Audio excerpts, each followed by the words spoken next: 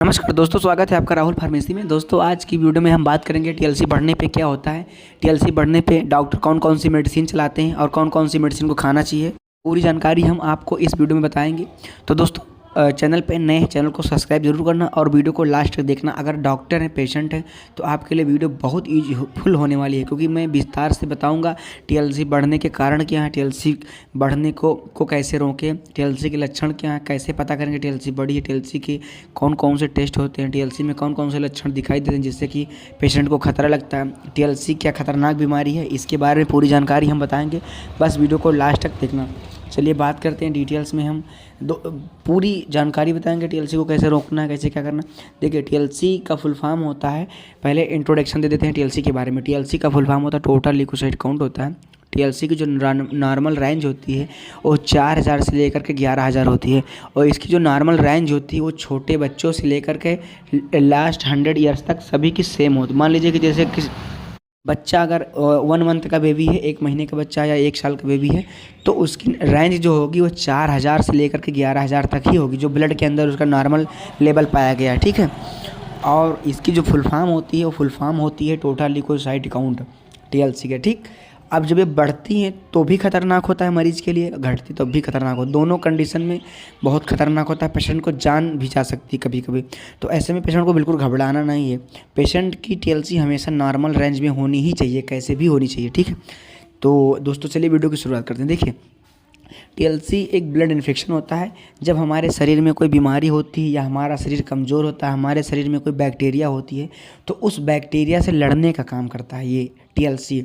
मान लीजिए कि टीएलसी हमारी मेंटेनेंस है, ठीक है, टीएलसी हमारी नॉर्मल है, मेंटेन है, तो हमारा इम्यून सिस्टम मेंटेनेंस में है, हमें ताकत है, कमज़ोरी नहीं है, और हमारा जो रोग प्रतिरोधक क्षमता है वो मेरा हाई लेवल का है। तो जब टीएलसी नॉर्मल रहेगी तो कोई बीमारी, मान लीजिए कि किसी व्यक्ति दूसरे व्यक्ति को कोई बीमारी है, वायरल, टाइफाइड, जुकाम, एचिंग, फीवर, तो अगर उससे के मच्छर आपको काट लेगा, उसको काटने के बाद आपको काटेगा, तो आपका शरीर प्रभावित नहीं होगा, ठीक। अगर टीएलसी कम रहती है तो क्या होगा कि आपको बैक्टीरिया की बार बार चपेट में आना पड़ जाएगा, ठीक है। मान लीजिए किसी व्यक्ति को मच्छर ने काटा और उसको टाइफाइड था, डेंगू था, मलेरिया था, तो आपको भी 100% हो जाएगा, ठीक। इसका काम ये होता है टीएलसी का। और टीएलसी ये हमारे ब्लड सेल्स में पाई जाती हैं, जो कि नॉर्मल रेंज 4000 से लेकर 11000 होती है, और ये ब्लड में पाया जाता है, ठीक है, ब्लड में। तो जब ये ज़्यादा घटती है तो प्रॉब्लम्स होती हैं, और जब बढ़ती है तो ये होता है कि कोई भी शरीर के अंदर इन्फेक्शन है, बॉडी में कोई भी इन्फेक्शन होता है, तो टीएलसी बढ़ेगी तो आपको रिस्पांस बिल्कुल मिलेगा ही नहीं, क्योंकि काफ़ी प्रॉब्लम्स होती हैं, ठीक है। तो ऐसे में बिल्कुल डरना घबराना आपको नहीं है। बस जो जो मेडिसिन मैं बताऊँगा उन्हीं मेडिसिनों को लगातार आपको कंटिन्यू रखना है, ठीक। तो बच्चों के बारे में टीएलसी मैंने बताया था कि बच्चों की टीएलसी कम होती, ज़्यादा होती, तो उनको कैसे ठीक करना, उनके वीडियो यूट्यूब चैनल पे मेरे हैं, राहुल फार्मेसी पे जाकर के आप देख लो। और दूसरा एडल्ट लोगों के बारे में बताया था, उस पर भी जाकर के आप देख सकते हो, ठीक है। तो ऐसे में कोई डरने घबराने की बात बिल्कुल नहीं है, आपको अच्छा खासा 100% रिजल्ट मिलेगा, ठीक है। चलिए विस्तार से बात करते हैं। मान लीजिए कि आपकी टीएलसी बढ़ी है तो आपको कुछ लक्षण दिखाई देंगे, जैसे कि तेज़ बुखार, उलझन, घबराहट, डिप्रेशन, इस तरह की दिक्कत होंगी। और काफ़ी टाइम से अगर आपको बुखार हो रहा है, या किडनी इन्फेक्शन है, लीवर इन्फेक्शन है, बॉडी में कहीं भी इन्फेक्शन है, शरीर में किसी भी प्रकार का अगर इन्फेक्शन है शरीर के अंदर, ठीक है, तो किसी भी प्रकार का शरीर के अंदर, बॉडी के अंदर इन्फेक्शन है, तो टीएलसी बढ़ जाएगी। और जब टीएलसी बढ़ेगी तो आपको कोई भी मेडिसिन खाओगे तो आराम नहीं होगा, ठीक है। तो अगर आपको बॉडी के अंदर इन्फेक्शन कम करना है तो कैसे कम करोगे, ठीक। तो उसके लिए सबसे पहले आपको टेस्ट करवाना है, सीबीसी टेस्ट होता है, सीबीसी विडाल टेस्ट होता है। सीबीसी विडाल टेस्ट करवाने के बाद में ये कन्फर्मेशन डॉक्टर करते हैं कि टीएलसी कितनी है। तो मान लीजिए टीएलसी 40000 है, 45000 है, 1 लाख टीएलसी आपकी है, तो उस कंडीशन में डॉक्टर कुछ मेडिसिन देते हैं, दवा देते हैं। तो आइए जानते हैं कि वो कौन कौन सी मेडिसिन और दवा चलाते हैं, ठीक है। मान लीजिए कि टीएलसी आपकी बढ़ी, आपने टेस्ट करवाया, आपको लक्षण भी दिख रहे हैं, टेस्ट में टीएलसी बढ़ी निकली है, तो उस कंडीशन में आपको क्या करना है, आपको सबसे पहले इंजेक्शन देंगे मेरोपेनम 1.5 ग्राम का, 4.5 ग्राम यानी कि 4.5 ग्राम का इंजेक्शन सुबह शाम 100 ml एनएस में डाल करके लगाया जाएगा, ठीक है।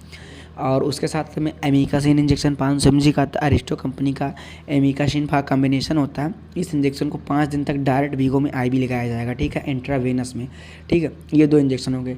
थर्ड इंजेक्शन है, तीसरा इंजेक्शन वो आता है पेंटॉप आईवी। इस इंजेक्शन को पेशेंट को 5 दिन तक 2 टाइम सुबह शाम लगाया जाएगा, इसलिए ताकि जो भी वो कॉन्स्टिपेशन का मरीज ना बन जाए। कॉन्स्टिपेशन मतलब एसिडिटी, गैस की समस्या उसको ना हो जाए, और जो मेडिसिन वो खा रहे हैं उसकी कोई साइड इफेक्ट ना हो, गैस ना बने, ठीक है। तो ये सुबह शाम इंजेक्शन लगाएं। 3 इंजेक्शन मरीज को सुबह शाम लगाए जाएंगे। टैबलेट्स में दी जाएंगी सेफाकैंड 500 mg की सुबह शाम में। बहुत ज़्यादा बॉडी के अंदर पेन हो रहा है तो सुबह शाम में डोलो 650, या ज़्यादा दर्द है तो 3 टाइम TDS में भी दिया जाएगा। और उसके साथ में पेंटॉप डी या नेक्स्ट प्रो एल कैप्सूल दिया जाएगा ताकि एसिडिटी ना बने, ठीक है। और दोपहर में एजिथ्रोमाइसिन दी जाएगी, ठीक है।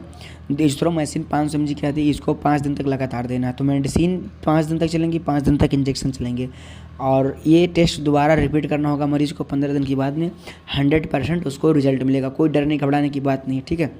अब बात करते हैं कि हम जैसे कि मान लीजिए कि कैसे मेंटेनेंस के बारे में पता लगाएं, तो दोबारा टेस्ट आपको रिपीट करना पड़ेगा। तो ये सारी मेडिसिनें चलेंगी डॉक्टर की रेख देख में।